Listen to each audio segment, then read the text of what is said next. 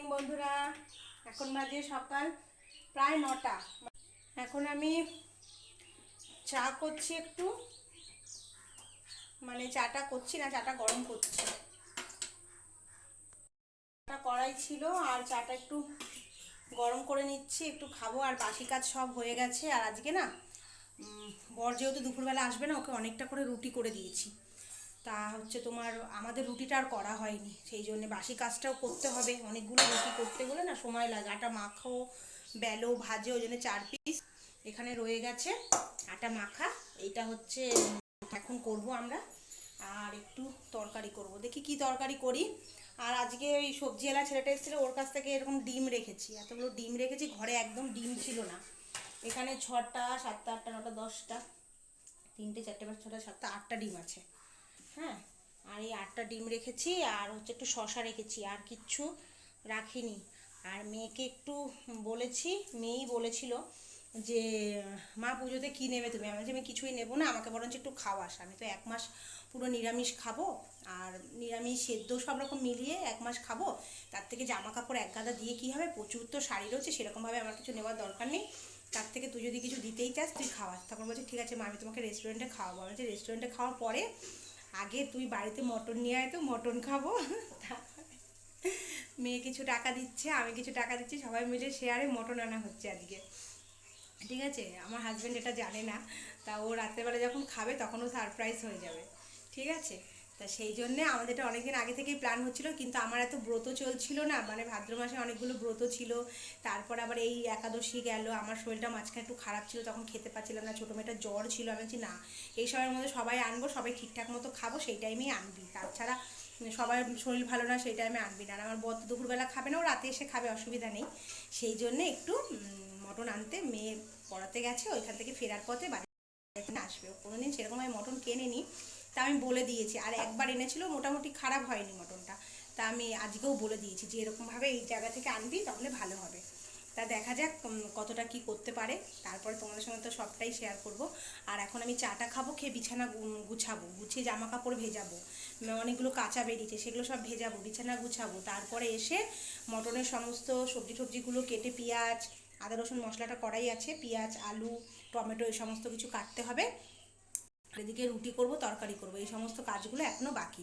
ঠিক আছে, আর হচ্ছে তোমার আর কিছু করব না, শুধু মটনের ঝোল আর ভাত করব। কালকের বর দুপুরবেলা খেতে আসেনি বলে বাঁধাকপিটা বেঁচে গেছে, বাঁধাকপিটা আছে, কেউ খেলে খাবে, না খেলে থাকবে, ফেলে দেবো না। ফ্রিজে যখন আছে কিছুই হবে না নষ্ট, কারণ অত মাছের মাথাতে তো সুন্দর করে বাঁধাকপিটা করেছি, ফেলে দেবো না।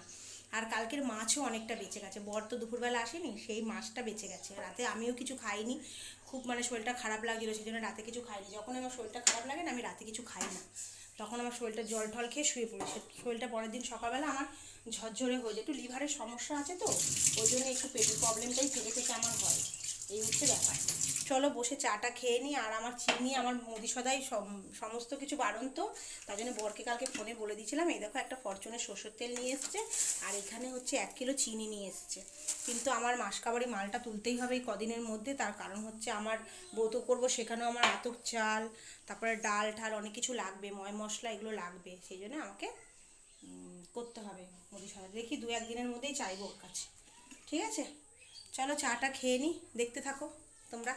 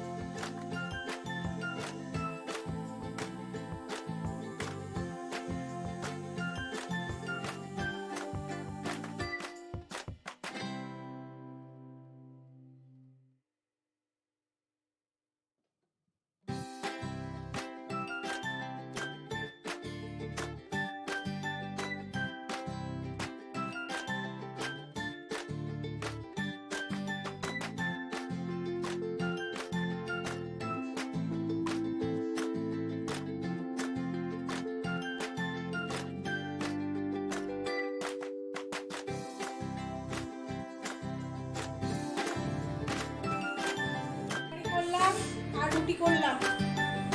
এই দেখো রুটি, আর এই দেখো তরকারি। এটা হচ্ছে অল্প একটু আলু, পেঁপে আর দিয়েছি ফুলকপি, আর আলু অল্প একটু আছে, দিয়ে কালো জিরে ফোড়ন দিয়ে একটু মাখা মাখা আমি তরকারি করেছি। আর বড় মেয়ে তো তরকারি খাবে না, আজকে একটু রুটি খাওয়াবো, ওকে একটা রুটির সাথে একটা ডিম।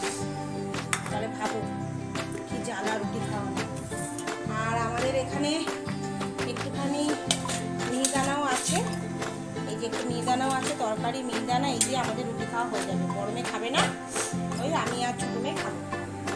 আর এইখানে কালকে তরকারিটা একটু গরম বসিয়েছি, আর এইখানে দেখো এত বাসন বেরিয়েছে, খাওয়ার পরে এই সমস্ত বাসন মাজবো, তারপর রান্না করবো।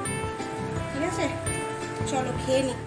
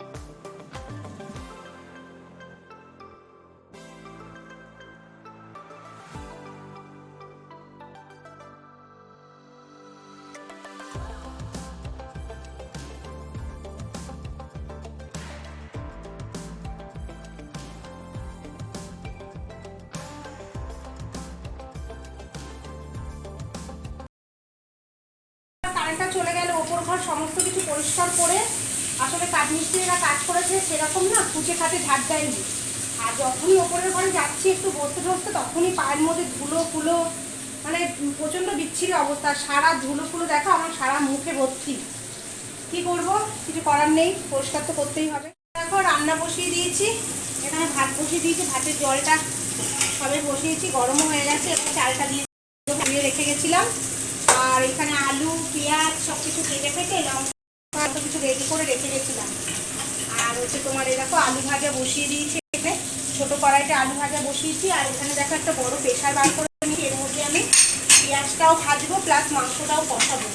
এরকম ফ্ল্যাট প্রেশার কুকারগুলোতে না মাংস রান্না করতে খুব সুবিধা, আর এইগুলো এখন বড় সাইজের আর এখন পাওয়া যাচ্ছে না। ওই এখন সরু মতো প্রেশারগুলো বেশি বেরিয়েছে। এই ফ্ল্যাটগুলো মানে হকিন্স বাদে, প্রেস্টিজ বাদে অন্য সব কোম্পানি এরকম আর পাওয়া যাচ্ছে না। কারণ আমি যখন প্রেশার কিনতে গেছিলাম তখনই দোকানদারগুলো বলছে সব দোকানে পাবেন না, যাদের আগের লটের মাল আছে একমাত্র তাদের দোকানে পাবেন, সব দোকানে পাবেন না। এখন সব ওই সরু মতো যেগুলো হয় না সেগুলো এখন বেরোচ্ছে, ওর মধ্যে মাংস রান্না করতে খুবই প্রবলেম। কিন্তু এই চ্যাপটা মতো যেগুলো না প্রেশারগুলো খুব নাড়া দিতে খুব সুবিধা। আর এখানে দেখো মাংসটা ম্যারিনেট করে রেখে দিয়েছি, মেয়ে নিয়ে এসেছিল ম্যারিনেট করে রেখে তারপর আমি ওপরের ঘর পরিষ্কার করতে গেছি। কারণ আমার বউ তো পুজো এখনও চালু হয়নি, পুজো হয়ে গেলে না আমি মহালয়ার পরে ঝাড়ি না, কিন্তু কিছু করার নেই, মিস্ত্রিরা কাজ করছিল সেই টাইমে ঝাড়তে পারিনি, সেই জন্য হালকা হালকা একটু ঝুল হয়েছিল। তার আগে আমি অনেকবারই ঝেড়ে নিয়েছি, ওটা জাস্ট একটু ঝাঁটা দিয়ে বুলিয়ে দিয়ে তারপর আমি ঘরগুলো খুঁজছে একদম পরিষ্কার করে দিয়েছি। জানলা বসানোর কথা আছে, জানলা বসানো হয়ে মিস্ত্রি চলে যাবে, তারপরে পুজোর কদিন আর কোনো কাজ ওপরে হবে না। সেই মুহূর্তে আমি সমস্ত ঘর সুন্দর করে ফিনাইল দিয়ে মুছে নেওয়ার ইচ্ছা আছে, কারণ দশমীর পর দিন থেকেই আমাকে ওপরে রান্নাবান্না ঠাকুরের জন্য করতে হবে, সেই জন্যে আমি ওইটা করে নেবো, ঠিক আছে। আর মাংসটা ম্যারিনেট করেছে এই দেখো, দেখেছো, এটা 1 কিলো মটন আছে এখানে, ম্যারিনেট করেছি। আর চর্বিগুলোকে পাশে রেখে দিয়েছি, চর্বিগুলো দিয়ে আমি কষাবো না, অনেক তেল বেরিয়ে যাবে আর চর্বিগুলো গলে যাবে, হাপিস হয়ে যাবে, খুঁজে পাবো না খাওয়ার টাইমে। আমার গরমে এখন চর্বি খাওয়ার খুব চর্বি খেতে পছন্দ করে। আর এরকম বড় বড় করে দেখো আলু দিয়েছি, খুব বড় বড় সাইজের আলু দিয়েছি, 2 টুকরো করে দিয়েছি। মটন এরকম বড় বড় সাইজের আলু খেতে খুব ভালো লাগে। আর এখানে পুরো গোনাগুনটি 6 পিস দিয়েছি, কারণ আমার ছোটো মেয়ে আলু খায় না। ঠিক আছে, চলো আলুগুলো তুলি, প্রেশারটা বসাই। আর এক হাতে তো পারবো না, ফোনটা একটু সেট করে নিই, তারপর তোমাদের মটনটা শেয়ার করছি। এর আগে আরেকবার শেয়ার করেছিলাম অনেক দিন আগে সেটা, তারপরে আর শেয়ার করা হয় না, যেহেতু মটন খাওয়াও হয় না শেয়ার করাও হয় না। চলো, অনেকদিন বাদে মটন রান্না হয়েছে, মানে একদম এখন তো কি বলবো, আর মটন খাওয়া মানে ভাগ্যের ব্যাপার। আর কি বলবো, এখন মটনের যে দাম হয়েছে, সবসময় খাওয়া অ্যাভেলেবেল হচ্ছে না মটন, এই হচ্ছে একটা কথা। অল্প একটু তেল দিয়েছি এই দেখো, আর এখানে জিরে তেজপাতা আর পেঁয়াজ ফোড়ন দিয়েছি।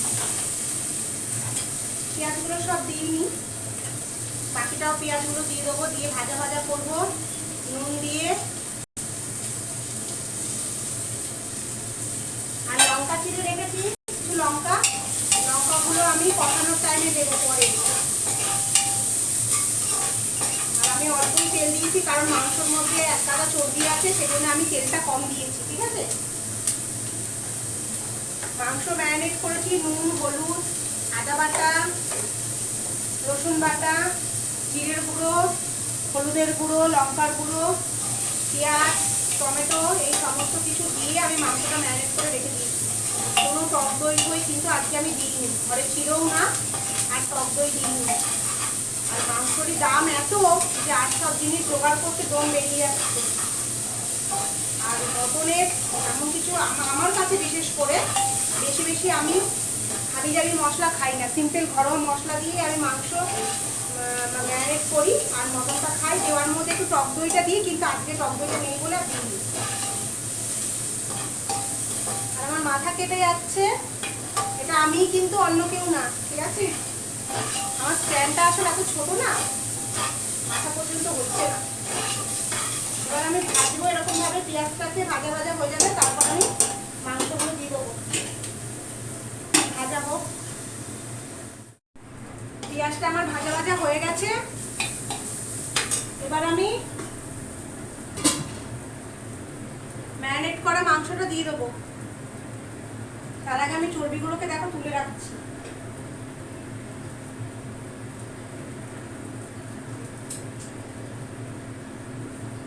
এগুলো যখন আমি জল দেবো মাংসে তার আগে আগে দেবো।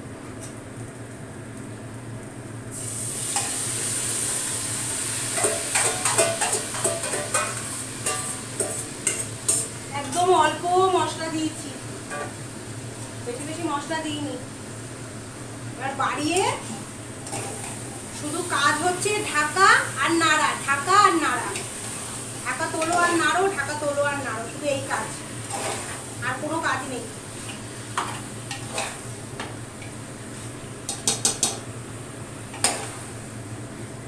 আর একদম হাই ফ্লেমে থাকবে গ্যাস, আর প্রচুর জল বেরোবে তো, কমিয়ে দিলে কিন্তু আর মাংসটা ভালো কষবে না, অনেক জল বেরোবে, টানাতে টানাতে অনেক গ্যাস পুড়ে যাবে। তার জন্য আমি প্রেশারে করছি। একবারে এটা কষা হয়ে গেলেই জল দিয়ে সিটি মেরে দেবো, এক ঝামেলায় হয়ে যাবে। এভাবে থাকবো আর শুধু নাড়বো, এই হচ্ছে কাজ। দুবার করে আমি দেখালাম তোমাদের যে এরকম ভাবে নাড়তে হবে।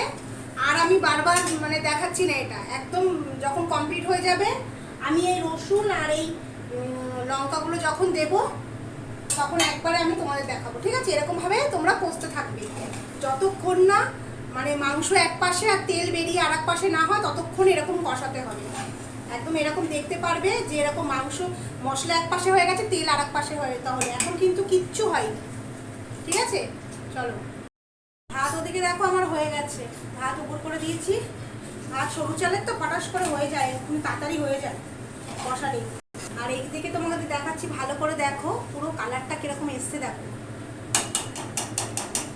মশলাটা অনেকটা হয়ে এসছে, তেলও প্রায় বেরিয়ে আসবে করছে। এই পর্যায়ে আমি এই কাঁচা লঙ্কা যে চিড়ে রেখেছি, এই কাঁচা লঙ্কা চেরাগুলো দিয়ে দিচ্ছি। মটনে যদি একটু আধটু ঝাল না হয় না, ভাল লাগে না খেতে, একটু মিষ্টি মিষ্টি খেতে ভালো লাগে না। আর গ্যাসটা আমি মিডিয়ামে রেখেছি। আর এবার আমি ভালো করে আরও কষাবো, একদম মশলার তেল পুরো আলাদা হয়ে যাবে, আগেও বললাম। তারপরেই আমি জল দেবো। জল দেওয়ার আগে আমি ওই চর্বিগুলো দিয়ে দেবো আর আলুগুলো দিয়ে দেবো। এখন আমি আরও কষাবো, ঠিক আছে? লঙ্কাগুলো একদম গলে গেছে আর মশলার তেল দেখো পুরো আলাদা হয়ে গেছে মশলাগুলো। আর আমি এরকম একটা তেল বেশি মতো দিইনি তো, তাই হয়তো তোমাদের বুঝতে অসুবিধা হচ্ছে। এই দেখো তেল আর এই মশলা আলাদা হয়ে গেছে, ভালো করে বোঝাতে পারবো না।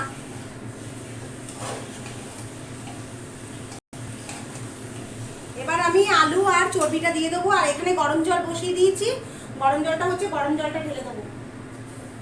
এই দেখো আলু আর চর্বি।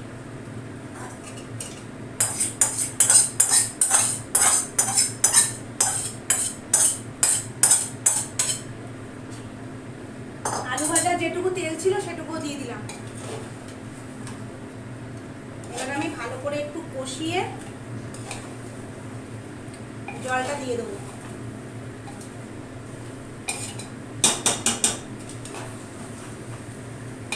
আর হাতা দিয়ে আমি নাড়ছি কেন বলো তো? খুন্তি দিয়ে নাড়ছি না, তার কারণ হচ্ছে খুন্তি দিয়ে নাড়লে না প্রেশার কুকারে র্যাশ পড়ে যায়, সেই জন্যে আমি খুন্তি দিয়ে নাড়ি না, হাতা দিয়ে নাড়ি।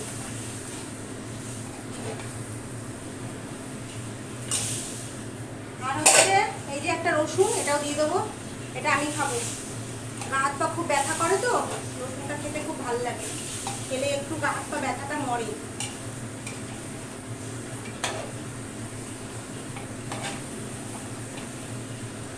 হয়ে গেছে, আর পাচ্ছি না হিলাতে, হাত প্রচণ্ড ব্যথা হয়ে যাচ্ছে। খাসির মাংস রান্না করে প্রচণ্ড নাড়তে হয়, অনেকক্ষণ ধরে কষাতে হয় তো, সেই জন্য। এবার আমি জলটা দিয়ে দেবো, ঠিক আছে? আর এইটা আমি নুনটা দেখে নেবে, নুন মিষ্টি সমস্ত মশলা ঠিকঠাক আছে নাকি, জাস্ট একটু গায়ে নিয়ে দেখবে। এতক্ষণ দেখো হাতায় আমার মশলা উঠছিল, যেহেতু মশলাটা কষানো হয়নি তাই মশলা কষে গেছে বলে নেমে গেছে হাতা থেকে মশলা, দেখেছো? হাতায় একটু মশলা নেই। এবার আমি গরম জলটা এর মধ্যে দিয়ে দেবো।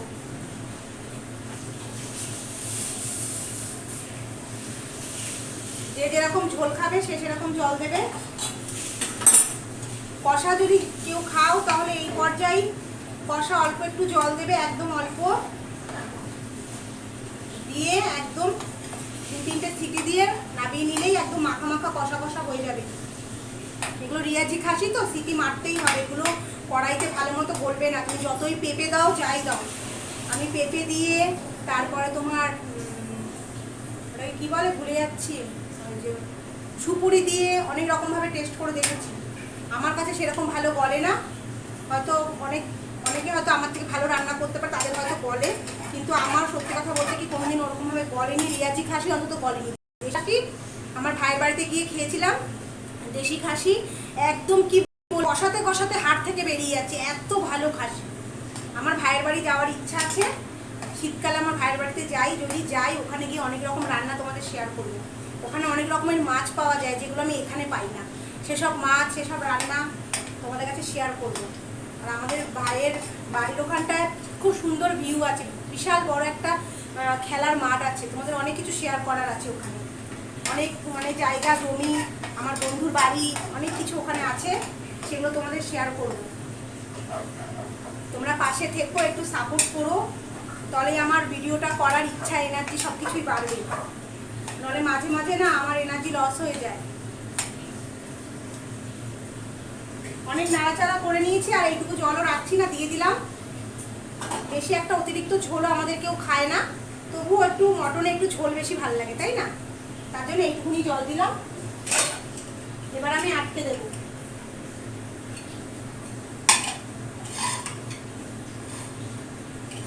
তারপরে আমি এদিকে গরম মশলা বাটবো। অবশ্যই এর মধ্যে এলাচ বাটা দিতেই হবে। অনেকে ঘি দেয়, আমি ঘিটা দিই না, কারণ অতিরিক্ত রিচ হয়ে যাবে ঘিটা দিলে, সেই জন্য দিই না। মটনে যেহেতু চর্বিটাও আছে, তার মধ্যে যদি ঘিটা দিই না আরও রিচ হয়ে যাবে, তার জন্য ঘিটা আমি দিই না। তোমাদের যদি রিচ আরও খেতে ইচ্ছা করো তোমরা অবশ্যই দিতে পারো। ঘি গরম মশলা দিয়ে নামিয়ে ফেলবে, ঠিক আছে? চলো মশলা করি। কমপ্লিট। আর মটনের কালারটা এত ফাটাফাটি এসছে না, কি বলবো তোমাদের। আর এইদিকে দেখো ভাত টাত সব বেড়ে নিয়ে নিয়েছি, বাটি নিয়ে নিয়েছি। এখন মটনটা বাড়বো। লেবু আর শসা সব কিছু কেটে গুছিয়ে নিয়েছি। চলো মটনের কালারটা দেখো এবার। দেখো দেখো তেল কিন্তু কত অল্প দিয়েছি, বললাম না চর্বিগুলো গলে গিয়ে তেল বেরবে, আর চর্বিগুলো এরকম গোটা গোটা রয়েছে। আর দেখেছো মটনটা কেমন কালারিং এসছে, কালারটা। চলো লাইটে নিয়ে গিয়ে ভালো করে দেখাই। ও মটনটা বুঝেছো কি কালারফুল হয়েছে, আর একদম যেরকম ঝোল চেয়েছিলাম ঠিক সেরকম হয়েছে। এই দেখো বেশি ঘন ঝোল না, আর একদম পাতলা যে জলের মতো সেটাও না। আর মটনের একটা রোগ কী বলো তো, যেই ঠান্ডা হয়ে যাবে না একদম ঝোলটা পুরো ঘন ঠিক হয়ে যায় একদম ঝোলটা। আর এখন জাস্ট এই নাবালাম গরম মশলাটা দিয়ে, গরম মশলা বাটা গরম মশলা দিয়েছি, ঠিক আছে? চলো বেড়ে নিয়ে খাই।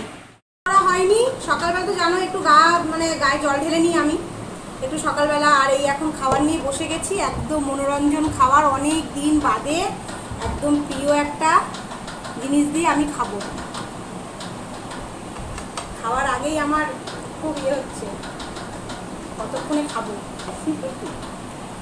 অনেক দিন বাদে, তাও প্রায়। ওই জন্য আর বেশি পথ করিনি, আর বর দুপুরবেলা আসে না, তো সেই জন্য আর পথ করিনি। কেন বলো তো, ওই কে খাবে এত পথ? মেয়েরা তো এই মটন হলে আর কিচ্ছু চায় না। আর মেন হচ্ছে আমার বর এক পথ দিয়ে খেতে পারে না বলেই আমি পথটা করি, ঠিক আছে? আর আমার বর আসবে না দুপুরবেলা, ও রাতে এসে খাবে। রাতের বেলা অত পদও চায় না, এক পদ তরকারি ভাত থাকলেই যথেষ্ট। কালারটা কি হয়েছে, এত কালার খাচ্ছি জানি না, এত তেল মশলা আমি একটু কমই খাই তো আসলে। আর মটনটা দুবার করে সিটি মেরেছি, এতক্ষণ ধরে কষিয়েছি, তারপরেও মানে একটা তাড়াতাড়ি গলেনি, রিয়াজি খাসি তো ওই জন্য।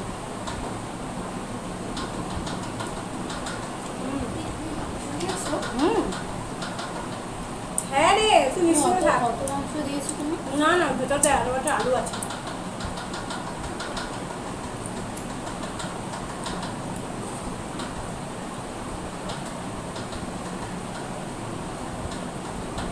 মটনে একটু আলু না নিলে না ভালো লাগে না।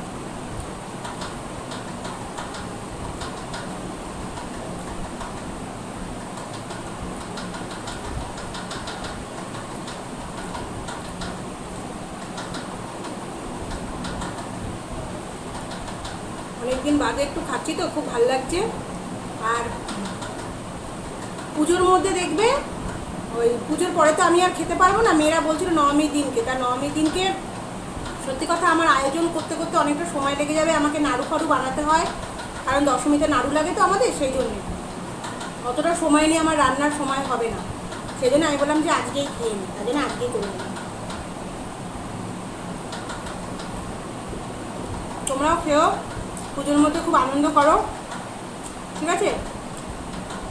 চলো ধীরে সুস্থে খেয়ে নিই। গরম মাংস, গরম ভাত, অনেকক্ষণ সময় লাগবে খেতে, আমার তাড়াহুড়া করে খেতে পারি না।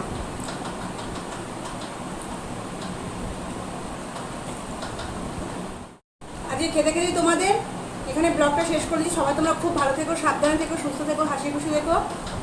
আর আমার ব্লগটা দেখতে থেকো। যদি ভালো লাগে একটা লাইক করো, শেয়ার করো। আর আর আজকের মটন রান্নাটা তোমাদের যেটুকু পারলাম দেখালাম, তোমার যদি ভালো লাগে একটা লাইক দিও অবশ্যই, ঠিক আছে? আজকের মতো তাহলে আসছি, টাটা।